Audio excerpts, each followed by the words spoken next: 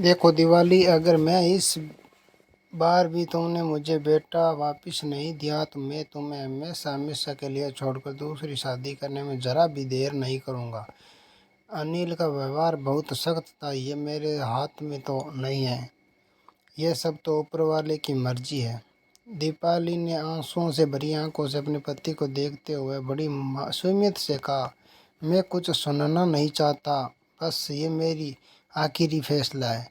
वह दीपाली को इस तरह कह रहा था जैसे वह अपनी किस्मत के मालिक हो। और फिर अनिल अपनी पत्नी दीपाली को घूरते हुए घेर से बाहर चला गया। मेरे ईश्वर, बेशक तू सब कुछ संभालने वाला है, बस तू ही मेरी रक्षा करना। दीपाली ने निगाहों आसमान की तरफ उठाकर कहा।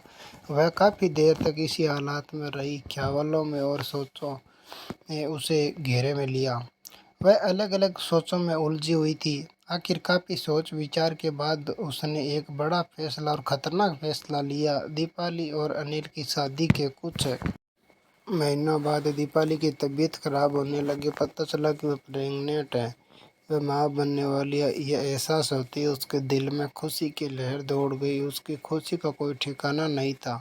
उसकी खुशी ज़्यादा दिन तक नहीं रहने वाली थी। अब अनिल भी उसका ख्याल रखने लगा, मगर उसे यह रास ज़्यादा दिन तक नहीं आई। जब नन्ही परी ने घर के आंगन में खुशहाल किया तो दीपाली फूले नहीं समा रही थी, मगर अनिल बेटी की पैदाइश पर बिल्कुल भी खुश नहीं हुआ। शायद उसे बेटा चाहिए था। इस तरह दीपाली की जिंदगी की खुशियाँ भी असाधारण साबित हुई। दीपाली ने पिंकी की पैदाइश के 1.5 साल बाद एक और बेटी को जन्म देकर खुद को अनिल की नज़रों में गिरा दिया। इस तरह आए रोज अनिल की बेरुखी बढ़ती चली गई। उसे जब मौका मिलता तो वह दीपाली को ताने देकर चला जाता। दीपाली खामोशी से बर्दाश्त करती रहती। उसे एक दिन की सदियों के बराबर लगने लगा था। यूं ही उसकी तड़पती सिसकती जिंदगी गुजरती रही। दीपाली एक बार फिर प्रेग्नेंट हो गई। इस बार उसके एक बेटी को जन्म दिया, लेकिन जन्म देने के कुछ दिन बाद ही वह बेटी भगवान की प्यारी हो गई। अनिल ने इस पर भी खुशी दुख नहीं जताया और गम का इंतजार नहीं किया। गुजरते समय के पीछे साथ साथ अनिल और भी बिगड़ता चला गया। बात बात पर दीपाली से लड़ता झगड़ता, उस पर जुल्म करने लगा, ना उसे घर से बाहर जाने देता, जिसकी वजह से दीपाली का दिल हर समय आंसू के बोझ भरे रहता। इस तरह दिन ब दिन उसकी सेहत गिरती जा रही थी। पति की बेरुखी पर उसे दिल से बहुत अफसोस होता था और उदासी दीपाली पर हावी होती चली गई। वह हर समय अकेले में अपनी ज़िंदगी में खुशी ढूंढने लग जाती थी, लेकिन उसे अपनी ज़िंदगी में वीरानी ही नजर आ रही थी। वह एक दर्दनाक ज़िंदगी गुजार रही थी। दीपाली अपनी मासूम बच्चियों के साथ घुट घुट कर सहमी हुई ज़िंदगी गुजार रही थी। ज़िंदगी कभी रुकती नहीं। उसने जिंदा रहने का फैसला बाकी था। वह जिंदा सिर्फ एक बच्चों की खातिर थी। वह एक दिन दीपाली की छोटी छोटी बहुत बीमार हुई। दीपाली उसका इलाज करवाना चाहती थी, मगर उसके पास पैसे नहीं थे। मजबूर होकर उसने पड़ोसन से उधार पैसे लिए और अनिल को बताए बिना अपनी बेटी को डॉक्टर के पास इलाज के लिए ले गई। वह अच्छी दवाई ना मिलने की वजह से कई दिन तक बीमार रही और उसकी जान के लाले पड़ गई। वह बीमारी की वजह से बहुत कमज़ोर हो गई थी और कुछ ही दिनों में अपनी बहन से जा मिली। रो रो कर दीपाली की आंखों में आंसू के सूख गए। उसकी हालत अजीब सी हो गई थी। वह चुपचाप बैठी सपनों में घूमती रहती थी। उसे अपने आसपास के माहौल के कोई मतलब नहीं था। उसके दर्द के बाहों में मायूसी झलक रही थी। उसके दिल पर बहुत बड़ा दुख गुजरा, लेकिन अनिल ने उसके दुखों के पल दो शब्द में हमदर्दी के नहीं बोले जाने। वह किसी मिट्टी का बना हुआ था। उसे दीपाली की कोई परवाह नहीं थी। दीपाली के दुखों में आए दिन बढ़ोतरी होती चली गई। अनिल जितनी देर घर से बाहर रहता, दीपाली सुकून में रहती थी, मगर उसके घर आते ही दीपाली का चैन सुकून खत्म हो जाता। वह घर आते ही लड़ना झगड़ना शुरू कर देता, जरा सी बात पर तूफान खड़ा कर देता। उसका रोज का काम हो गया था। दीपाली भी सा खामोशी की तपती रहती थी। हर गुजरते दिन के साथ उसकी जिंदगी नरक से बेहतर होती चली गई। वह दिन में 1000 बार मरती और जिंदा होती, बस वह सब्र का दामन हाथ में थामे जिंदगी की गाड़ी खींच रही थी। ऊपर वाले ने शायद उसे परीक्षा के लिए चुन लिया था, मगर वह भी हिम्मतदार औरत थी। उसने कभी ना हिम्मत हारी, ना किस्मत से कभी शिकवा किया। दिन गुजरते रहे। दीपाली एक बार फिर प्रेग्नेंट थी, मगर खुशी के बजाय उसकी आंखों में बेचैनी बढ़ने लगी। अगर इस बार भी बेटा नहीं हुआ तो ये क्या करेगी, उस पर जाने क्या बीतेगी, यह सोच के उसके सामने सुगन्ने पर मजबूर कर रही थी। उसके चेहरे को डर उसके साये ने घेर रखा था, उसे दुखों और गमों के कमज़ोर कर दिया था। मगर उसने हजारों गम उठाने के बावजूद भी अपनी किस्मत से कोई शिकवा नहीं किया और ना ही कभी मायूस हुई। उसे अपने ईश्वर पर पूरा भरोसा था। उसने अपने ईश्वर की याद को कभी अपने दिल और दिमाग से नहीं निकाला। एक दिन दीपाली और सागर एक साथ बैठे हुए थे कि अचानक अनिल ने कहा कि अगर इस बार भी तुमने बेटा नहीं दिया तो तुम्हारे लिए कुछ अच्छा नहीं होगा। उसका व्यवहार जहर की तरह था। दीपाली कांप रही थी, सहमी हुई, डरे हुए अंदाज में बोली, मैं कोई किस्मत की मालिक तो नहीं हूँ कि अपनी किस्मत खुद लिखूं। तुमने शादी करके मैंने दर्द अपना लिया। अनिल शादी वाले दिन को कोसने लगा, मेरा सुकून क्या है। दीपाली बहुत डरी हुई सी बोली। अनिल का दिल चाह रहा था कि वह दीपाली को बाल पकड़ के उसका सिर दीवार से दे मारे। गुस्से में अनिल की हालत बहुत बुरी हो रखी थी। जाने उस वक्त उसको दीपाली पर कैसे तरस आया। बस वह 16 बरसाती निगाहों से घूरे हुए घर से बाहर निकल गया। दीपाली ने बहुत देर सोचने के बाद यह फैसला किया कि वह फुर्सत में जाकर अपना चेकअप करवाएगी। अगर उसे बेटा होने की खबर नहीं मिली तो वह अपनी बेटी पिंकी समेत जहर खाकर अपनी जिंदगी खत्म कर देगी।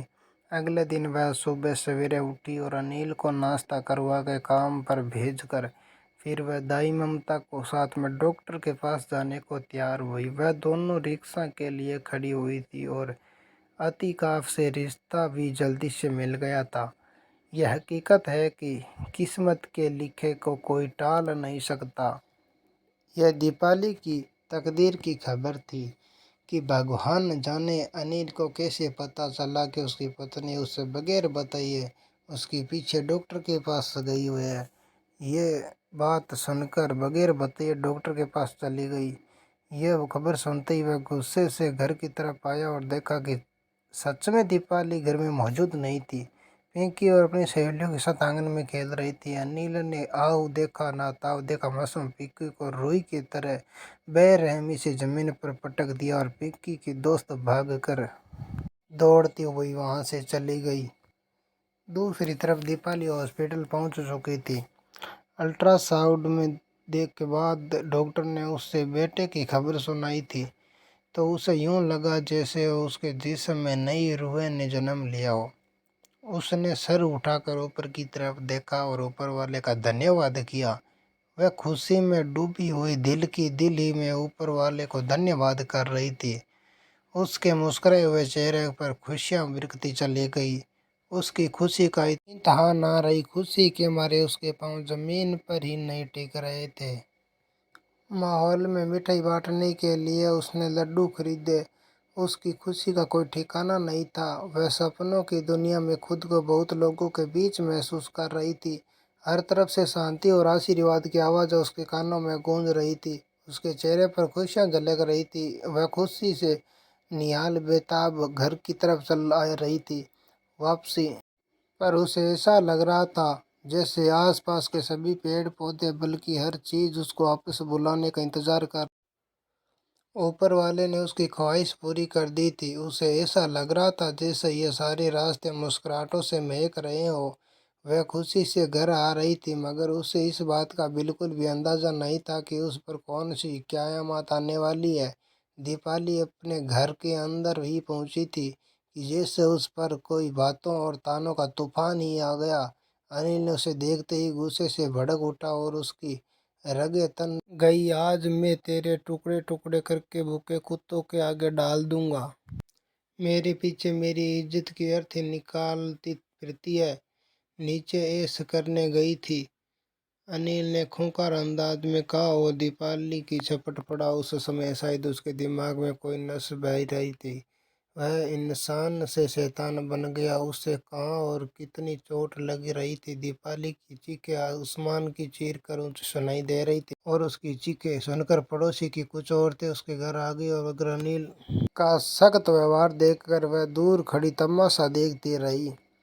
जब उसकी दर्द भरी आवाज ममता दाई ने सुनी तो वह दौड़ती हुई चली आई और बेटा इस कदर बेदर्दी मत मारो इसे, ये मर जाएगी। दाई ममता ने आगे बढ़कर दीपाली को बचाने की नाकाम कोशिश की। मर जाए तो बेहतर है, इस बल्ला से छुटकारा तो मिल जाएगा। आज मैं इस नीच का काम तमाम कर दूंगी। वह गुस्से से लाल हो पीली हो गया और ऐसा ना कहा बेटा, ये तुम्हारी पत्नी ही नहीं तुम्हारे होने वाले बेटे की माँ भी है। ममता दाई की ये बात सुनकर अनिल को जैसे बिजली का झटका लगा हो। इतने शकी क्यों हो, बगैर सोचे समझे बेचारी पर इल्जाम लगा दिया। फिर ममता दाई की किसी मशीन की तरह स्मार्ट हुई और उससे सारी बात बता दी। ममता दाई की बात सुनकर अनिल ने अपना सर पकड़ रोती हुई आवाज में कहा, हाय भगवान, ये मैंने क्या कर दिया, मुझे माफ कर देना। और फिर सेकंड हजारों हिस्सों जमीन पर बेसुध पड़ी दीपाली को बूढ़ा जो दर्द तड़प तड़प कर मर गई। उसके हाथ पांव फूल चुके थे। दूसरी पल अनिल अपनी पत्नी के साथ हमदर्दी भरे व्यवहार से बात करने लगा। पहले तो उसे कुछ समझ नहीं आया, जब तक समझा तब तक बहुत देर हो चुकी थी। दीपाली की आंखों के आगे अंधेरा छा चुका था, वह उसे छोड़कर चल बसी थी। अनिल को यूं लगा जैसे उसके दिल के टुकड़े टुकड़े हो गए हो। वह बहुत गम से रोता रहा और लगातार रोता रहा। उसकी हालत दीवानी जैसी हो गई। उसका एक पल तकलीफ से गुजर रहा था। वह अपनी बेटी पिंको के सीने से लगाकर खूब रो रहा था।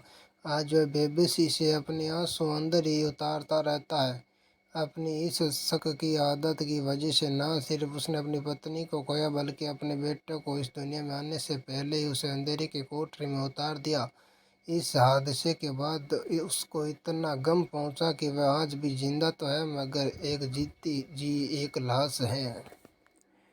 तो दोस्तों, ये थी आज की हमारी कहानी। उम्मीद करते हैं आपको ये भी पसंद आई होगी। आपका क्या कहना है इस कहानी के बारे में कमेंट करके हमें ज़रूर बताइए। वीडियो को लाइक करके चैनल को सब्सक्राइब कर लीजिए और साथ में बेल की घंटी आइकन दबाकर ऑल पर सेट कर दीजिए ताकि आने वाली सभी वीडियो आपको तुरंत मिले। मैं मिलता हूँ आपसे अगली वीडियो में, तब तक के लिए धन्यवाद। आज की मजदूरी यहीं खत्म करते हैं। अगर तुम्हें वीडियो पसंद आई तो लाइक मारो यार। मुझे नहीं पता, मुझे 2 मिलियन लाइक्स चाहिए, कैसे ना कैसे करके मुझे चाहिए। इतना जिला मैं कभी नहीं होऊंगा अपनी पूरी जिंदगी में जितना इसमें जिला मुझे चाहिए ही चाहिए। तो लाइक मारो और अगर तुम लोग नए हो तो सब्सक्राइब करो। वो जो लाल वाला बटन है उस पर फूट फेंक के मारो या फिर मोमबत्ती, मुझे नहीं पता, बस क्लिक हो जाना चाहिए। अब मैं भी जा रहा हूं, मुझे पैसों के पीछे भागना है।